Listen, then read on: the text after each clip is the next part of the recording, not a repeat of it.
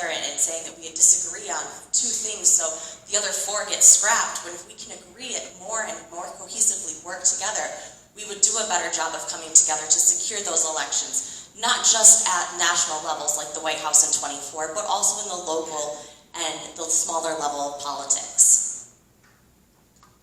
Thank you, Ray. Rebecca, you begin on this one. The new question is the following. The GOP, the Georgia GOP, is fractured with so many groups working against one another. How do you plan on bringing everyone together? Our party is fractured, and all you have to do is to look on social media or in the infinite number of signal groups that we're all a part of, or to be in a room just like this to hear the dissension that is amongst our ranks. We have got to have a state party chairman who is willing to work together with all of our individuals, our allied groups, our Republican parties, for fighting the common goal of ensuring that we're winning elections. You see, here's the deal. Republicans spend an awful lot of time fighting each other, while Democrats are focused on fighting us. And so we have to take the initiative to quit fighting with one another. There's a saying that says an 80% friend is not my 20% enemy. We are not going to agree on everything all the time. And that is an okay thing. We don't have to agree all the time. My sweet husband is sitting in the back of the room, and he'll be the first to tell you that we do not agree all the time. But what we have to agree on is that it is important going into 2024 that we put a Republican in the White House and we send the Democrats packing with their failed policies. Thank you, Rebecca. Ray, you're up. The Georgia GOP is fractured with so many groups working against one another.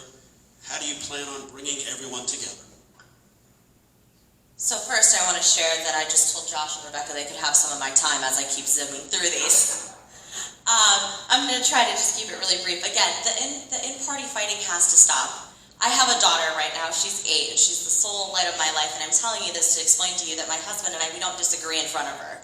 And it's very much like that. If we could put our biases aside and really just focus on the fact that we have a president in the office who has no idea what's going on, who just was on the news this morning saying that our reports on our finances were doing so much better and that we're going to pull ahead and this is going to be fine. We have to have somebody who is realistic in office, who actually understands what's going on, and that is somebody from our party who understands that children cannot be mutilated. I think we can all agree on that. That we cannot continue down this path of financial irresponsibility of just throwing out thousands upon millions of dollars, who believes that the banks are fine because they're up 3 cents. So we have to continue down that path of making sure that we're communicating and having transparent conversations and really being honest with the fact that we may agree only on 4 things, but those 4 things could get us a lot further ahead than if we took those 4 items and threw them away because we disagreed on 2. Thank you, Ray. Josh, the Georgia GOP is fractured with so many groups working against one another. How do you plan on bringing everyone together? I think it's about relationships. As a Georgia State Senator, I had the opportunity to serve with a lot of the folks that we need to bring to the table. As a county chairman, I dealt with a lot of the folks that are still grassroots leaders today. And during my time in the state Senate, I championed a lot of issues important to grassroots conservatives. So I've got relationships with the governor, lieutenant governor, and the speaker. I've got goodwill among grassroots conservatives, and yes, the donors that help make all of this possible. And so bringing all those folks together at a unity event shortly after our convention in Columbus is going to be a priority for me. And the Democrats are really good at this. Anybody know who John Fetterman is? Okay, so John Fetterman had a stroke. I'm not making fun of him, but he had a stroke during his campaign, could not complete a sentence. You did not hear a Democrat say, not sure I can vote for John Fetterman. But we sure heard that about Herschel Walker in Georgia from some fellow Republicans. We can't do that anymore. This is too important. And so that means you've got to be able to bring everybody together. That's why I'm going to be relentlessly positive about the Georgia Republican Party. Plenty of people shooting at Republicans. I'm not going to be one of those people. I'm going to be focusing on the things that get us where we want to go. I had a conversation with a gentleman yesterday that was complaining about an elected Republican in this state. I said, what do you think is the most important thing next year? Is it beating Joe Biden? Well, of course it is. I said, well, every minute we spend on these old fights is a minute we're not spending getting him out of Washington, D.C. and putting the adults back in charge of this country. And so it's going to take that kind of message and those kind of relationships to put the Georgia Republican Party back together. Thank you, Josh. Ray, you start off on this one. You've got the new question. And the question is, can we as a state party do anything to get rid of the Dominion voting machines with their unreadable 2D barcode and proprietary black box software?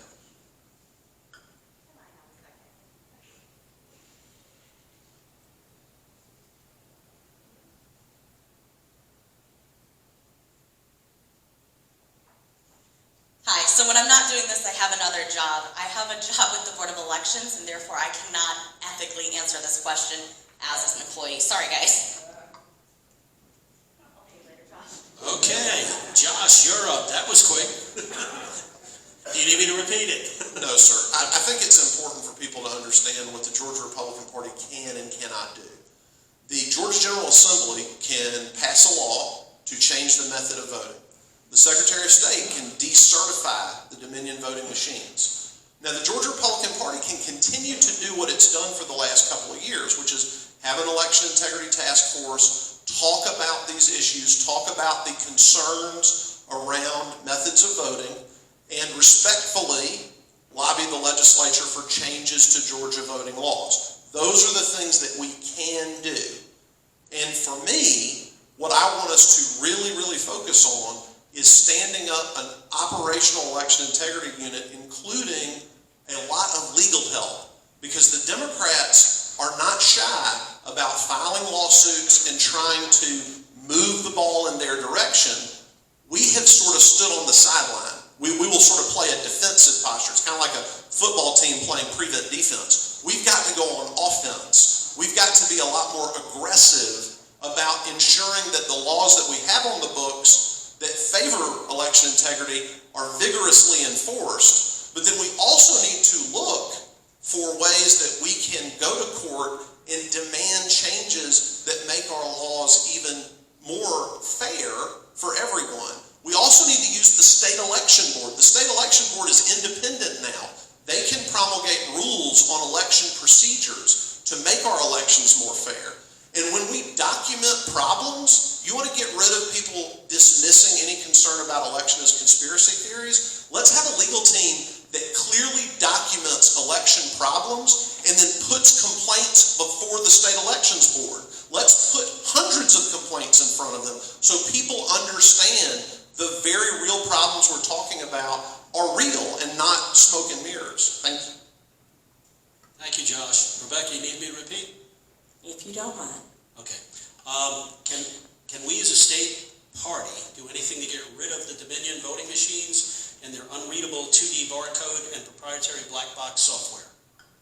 Well, you know, I've had this discussion many times as I've traveled the state, and Josh is right. He and I have about the same answer on this. As chairman of the Georgia Republican Party, we don't have the power to pass legislation, and it takes legislation in order for us to be able to rid ourselves of Dominion voting machines, to go to paper ballots, to remove a QR code, to even ensure that counties have the ability to do their own audits if they want to be able to assess that there's transparency and accountability in their county elections. That takes an act of our Georgia legislature.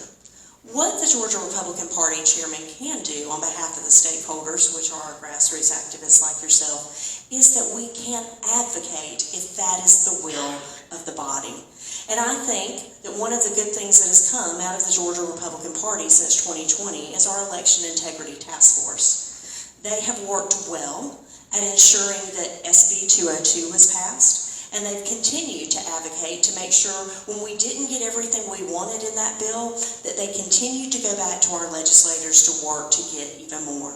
And ladies and gentlemen, election integrity is not done in the state. There is still much work for us to do to ensure our elections are safe. And as your next state party chairman, if I'm elected, I pledge to you that I will work diligently to do the will of the people of our state to ensure that our elections are safe and protected. Thank you, Rebecca.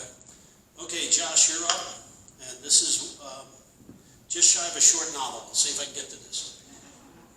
Do you think it would speed the state convention along in 2024 if we combined alternates with delegates? The example is currently 138 delegates and 138 alternates. Proposed is 276 delegates. Would this help move things faster and increase participation? This has to come from the State Rules Committee, etc. So let me say, the National Convention cycle, we have to be very careful about rules changes so that we do not have anything happen that could throw our national delegation out of the Republican National Convention.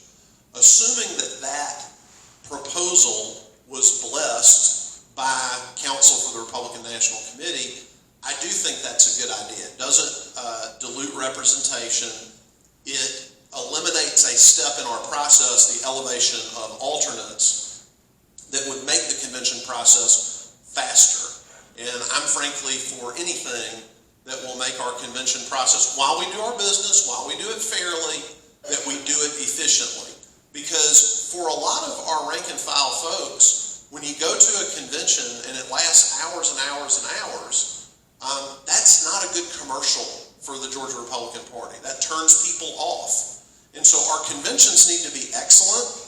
They even could be a little fun. You could smile and laugh a little bit at a Georgia Republican Party convention. It's okay to do that, you know. We can deal with serious issues and still have fun. But I think that, yes, I'm for that proposal, assuming it passed muster with the General Counsel. I would also be for other measures that would streamline our process. A statewide convention software platform, making registration easier, hopefully making the credentials process easier, looking for ways to make the actual election process a little bit swifter while certainly addressing any integrity concerns folks would have. We need to make our conventions excellent and fun. Thank you, Josh. Rebecca, do you need me to repeat all this? Just the question. Okay. Do you think it would speed up the state convention along in 2024 if we combine the alternates with the delegates? They give an example of 138 delegates, 138 alternates. The proposed delegates is 276. Would this help move things faster and increase participation? I am always in favor of us looking for ways that we can make our conventions process move a little quicker. Because I think that we all can agree that spending 8 to 10 hours in a convention hall on a Saturday is not necessarily our favorite thing to do. We know that it's important because it's the business of the party that has to get accomplished. But if there's a more expedient way for us to do it, we would be in favor of that. However, I want to make sure, like Josh, that would have the blessing of the Republican National Committee. Because I don't ever want to do anything that would jeopardize the 76 electoral votes that Georgia gets to cast for our presidential nominee when we're at the Republican National Convention. I think that that's essential that we protect that. But also, we can do many other things to speed up our convention process. We can find better ways for us to do voting, like electronic voting. We can find better ways for the credentialing process to take place. We can find better ways of how we get the information out to our delegates and alternates about resolutions and rules changes prior to showing up at the convention and not just the day of the convention. We do need to have great conventions, and we do need to make sure that we're being as transparent as possible, but we also need to make sure we're staying within the realms of what is allowable. Thank you. Ray, I'll repeat it for you. Do you think it would speed the state convention along in 2024 if we combined alternates with delegates? The example given, there's currently 138 delegates with 138 alternates. The proposal is 276 delegates. Would this help move things faster and increase participation? I'm all for streamlining. You can't tell by how fast I'm getting through these questions. I like efficiency. I like to be down to that brass tacks. However, like Josh and Rebecca said, it's all about what we're able to do within the realms of the RNC. It's essential that we're able to put forward 77 votes to who our presidential nominee is. We can't do anything that would jeopardize our ability to do that. That has to be the priority. Now, I will say I went to my first district convention. I'm very excited to go to my first state convention, but I've had some questions since we spent, I think, 9.5 hours all together in the 8th district on a Saturday. How do we make it more efficient? How can we make it better? Why don't we get those resolutions ahead of time so that, like myself, I do better when I can read something.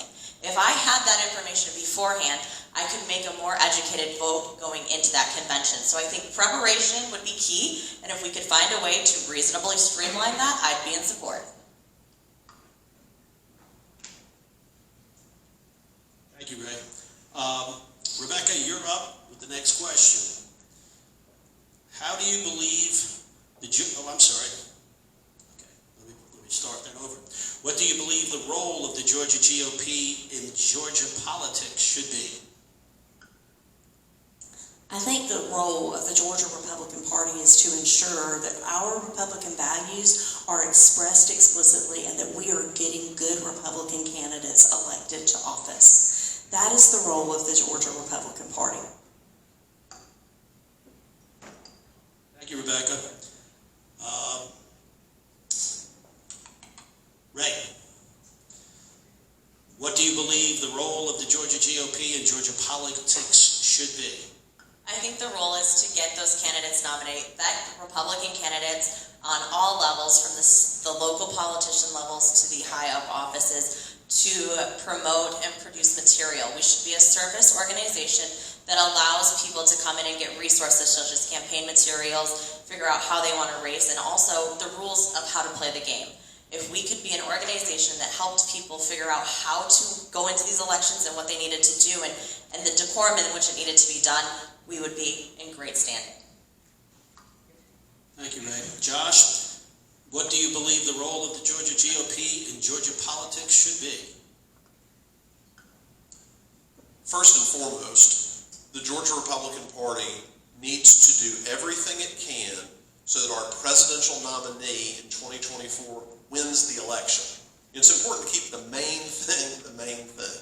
If we win that election, then we're going to reelect our Republican congressmen. We're going to reelect our Republican majorities to the General Assembly. We're going to elect Republicans up and down the ballot.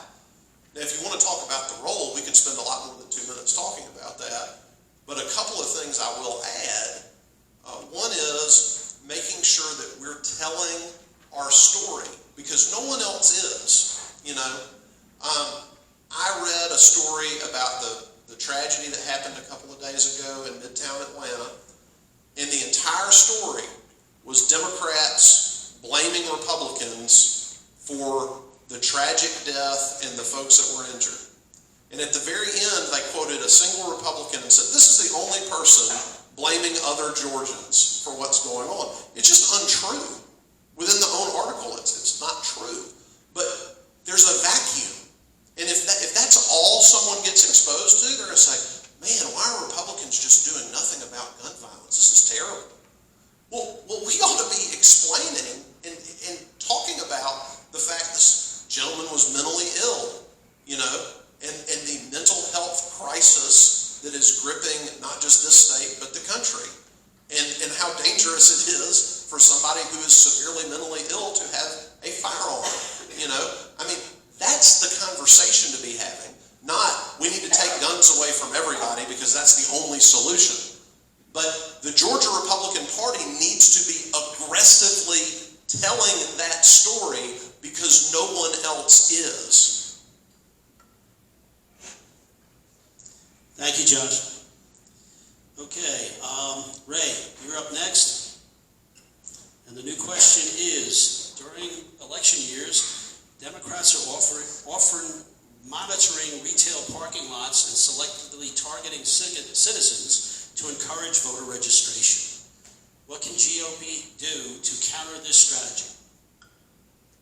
I think one option that we can do, again, is to be in the colleges. We should be a major foothold, and our state's party has an excellent program with the CRs and with Turning Point, and we should have them out, and we should partner them with the resources to get them registered to vote. I know that we should be focused on schools. I think it's great. I know one of the counties that I work in has their Board of Elections staff go to the high school, and there they help them all register to vote. We should be doing things like that.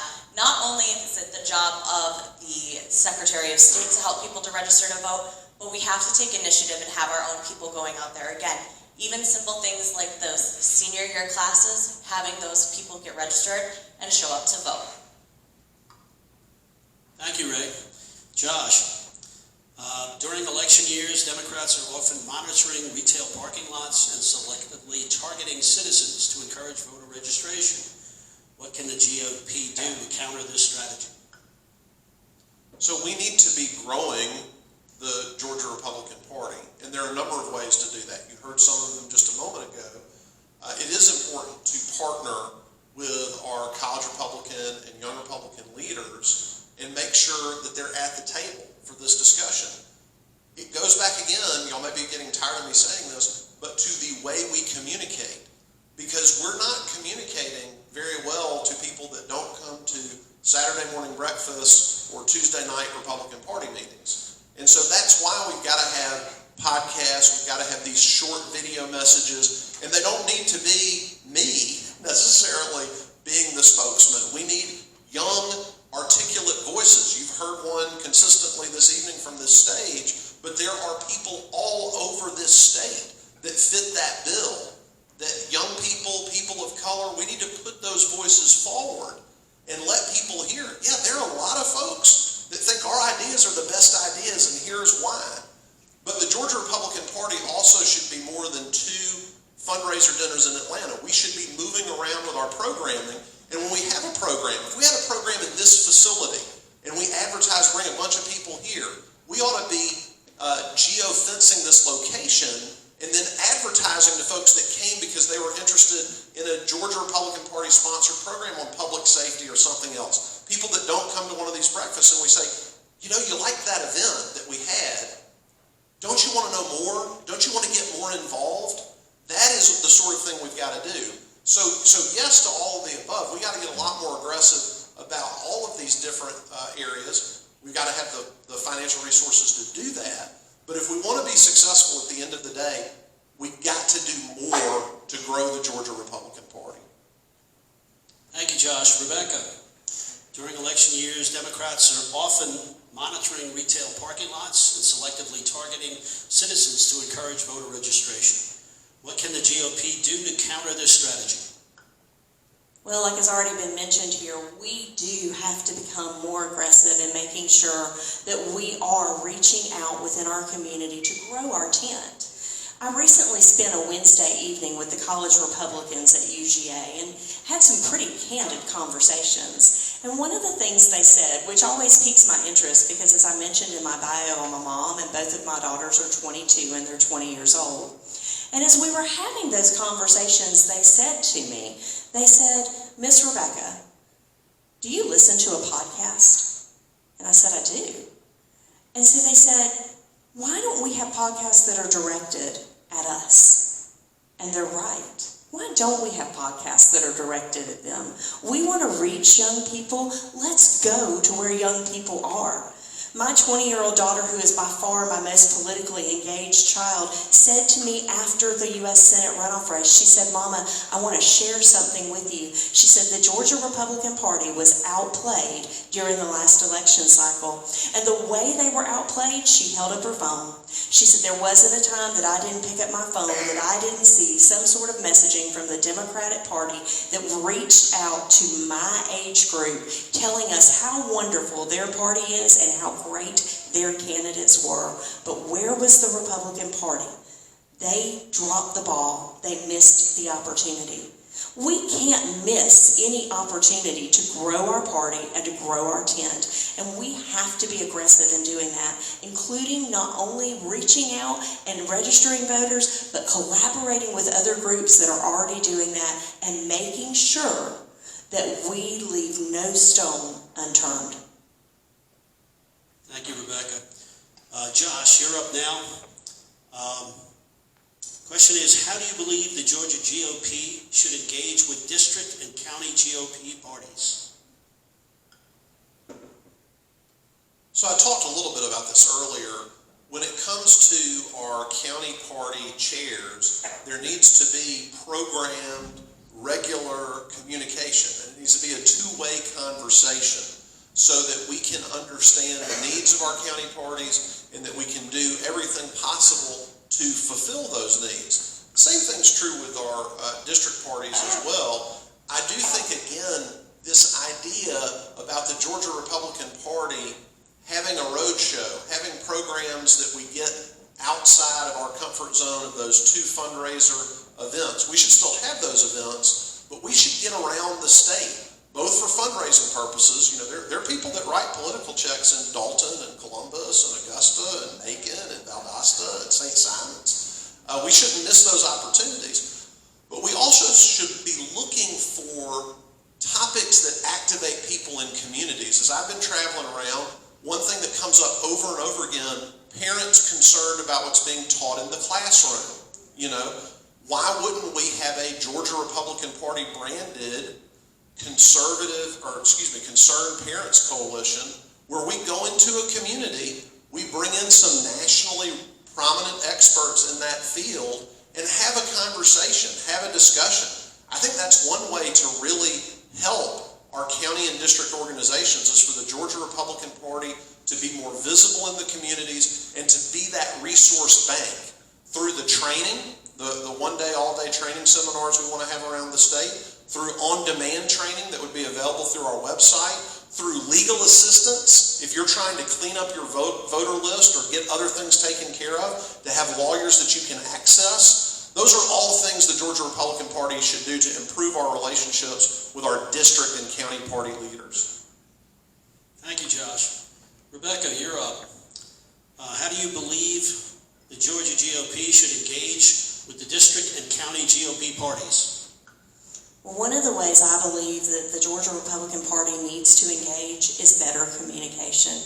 I've just finished a stint of 4 years as the district chairman for the 9th Congressional District, and I've also been a former county chairman. When I began to think about running for state party chairman, I sat down with a piece of paper and began to dream about all the things that we could do to improve our party.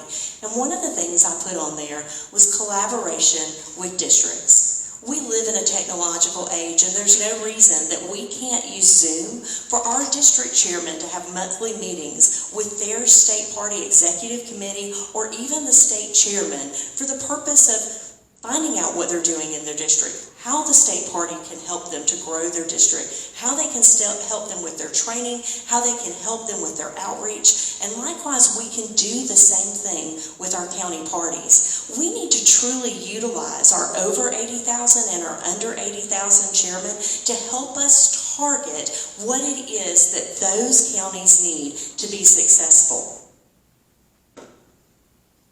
Thank you, Rebecca. Ray, how do you believe the Georgia GOP should engage with the district and county GOP parties? I think just like Josh and Rebecca said, it has to be more accessible. Communication has to be easier, and that means that you have to work coincidentally.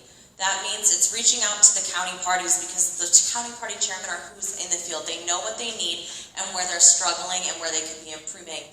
And so when you open up that dialogue, not in a derogatory way or in a way to be like, well, you're dropping the ball here. When you open that up to have a positive conversation to lend support, we would be able to get a lot more done and make sure that everybody had that inclusion. And again, it's about sharing resources and what we have and improving what we can build upon. Thank you, Ray. Okay, Rebecca, you're up on this one. And the new question is the following. Our state has rogue district attorneys, specifically Fulton, Clark, and Chatham counties, paid for by George Soros. Is there any way that the state party can stop them from implementing their agendas, and how would you do it? I think that the Georgia Republican Party needs to continue the practice that we've been doing, which is to engage those rogue district attorneys in litigation. We have to protect our brand as the Georgia Republican Party, and I'm sorry, I'll stand before you and say this. I think that what Fannie Willis is doing to our 16 electors is a travesty. Those 16 electors were asked to do a job, and they did that job the way they were supposed to do it. We cannot